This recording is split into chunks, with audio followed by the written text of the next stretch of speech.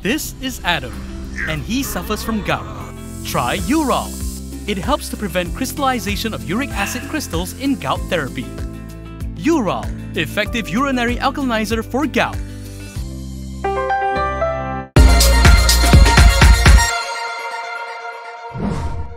Good evening, I'm your host Camelia and you're watching KiniNews. A Bersatu lawmaker has claimed that another 10 opposition MPs will be backing Anwar as Prime Minister.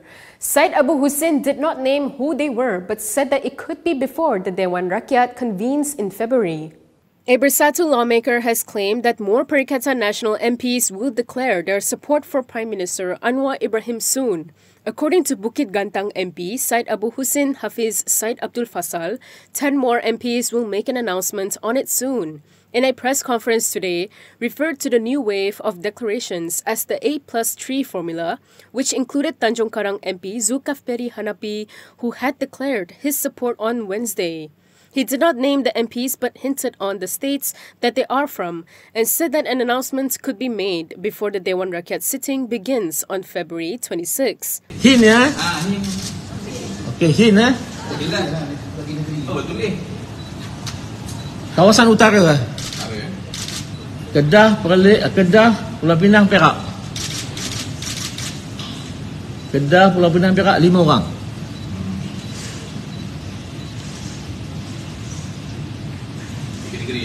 Pantai Timur tadi Kedah, Pulau Pinang, Perak 5.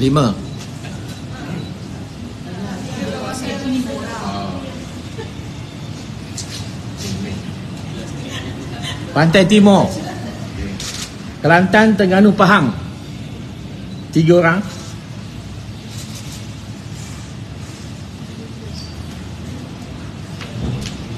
Kawasan Tengah Selangor, Malacca 3 orang. Yesterday, Bersatu's Dzulkifli joined a list of opposition MPs who declared support for Anwar to remain as Prime Minister. However, he said he is still loyal to Bersatu.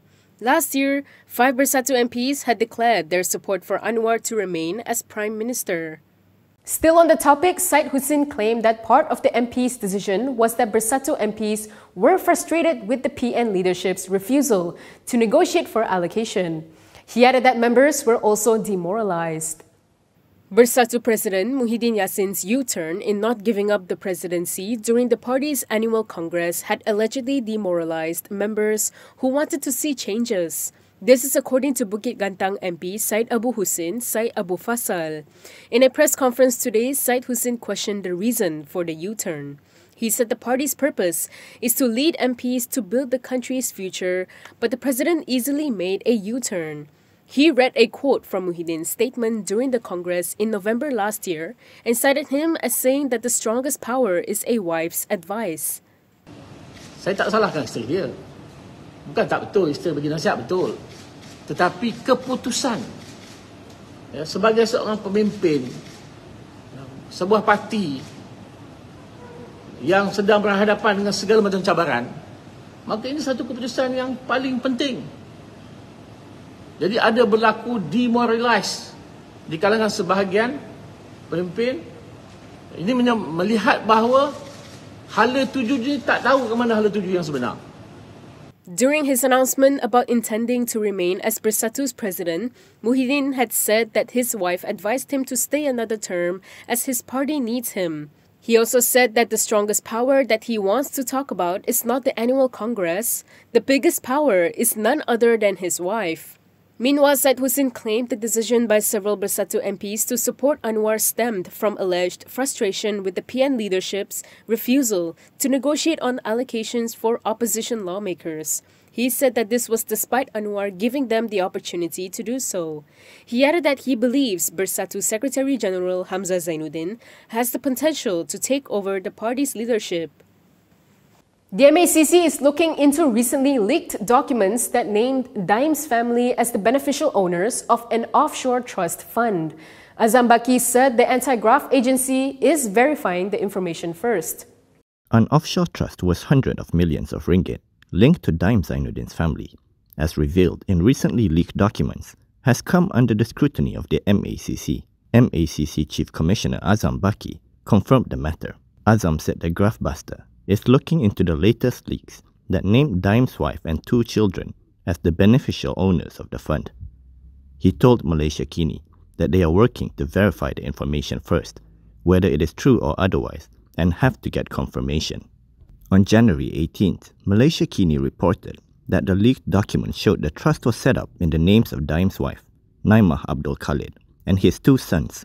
The documents were obtained by the Investigative Consortium of Investigative Journalism and shared with Malaysia Kini.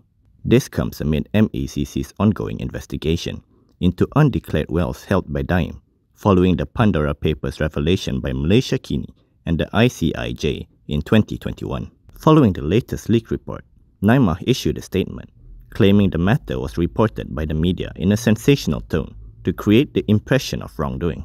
She also stressed that her family has never concealed owning assets abroad, earned from business activities, and investments since before her husband became involved in politics. In 2021, Daim said all his wealth was obtained legally and trusts were part of legitimate estate management, while Naimah said 2 weeks ago that the investigation was politically motivated and sued the MACC. Moving on, Daim and his wife have discharged 2 lawyers in their legal team representing them in the MACC probe. According to a source, this was due to a difference of opinion in the conduct of the cases. Former Finance Minister Daim Zainuddin and his wife Naimah Abdul Khalid have terminated the service of 2 lawyers in the legal team representing them in the ongoing MACC probe and prosecution. A source told Malaysia Kini that discharge involving former Solicitor General Muhammad Yusof Zainal Abidin, who is now a practicing lawyer, and lawyer Alex Tan happened on January 24th due to a difference of opinion in the conduct of the cases. It is worth noting that both Daim and Naimah are also qualified lawyers, with the former still holding a practicing certificate. On Tuesday, Naimah claimed trial for failing to abide by MACC notice to disclose her assets. She faces up to 5 years in jail and a fine of up to 100,000 ringgit. Yesterday, MACC Chief Commissioner Azam Baki said Daim is expected to be charged in court next week after being discharged from the hospital a few days ago. Daim is expected to face at least 1 charge of failure to declare several properties he and his wife have an interest in. Wan Junaidi has been appointed as the new Sarawak Governor. His appointment takes effect today and will run until January 26, 2028.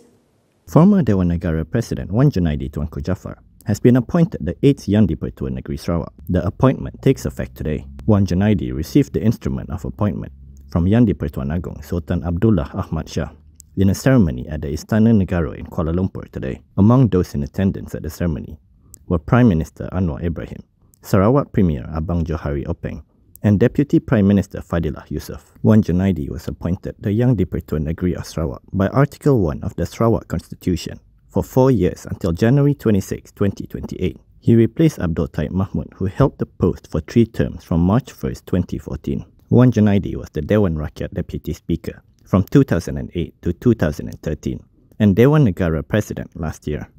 Several politicians have voiced out on the proposal to phase out on the pension plan for public servants.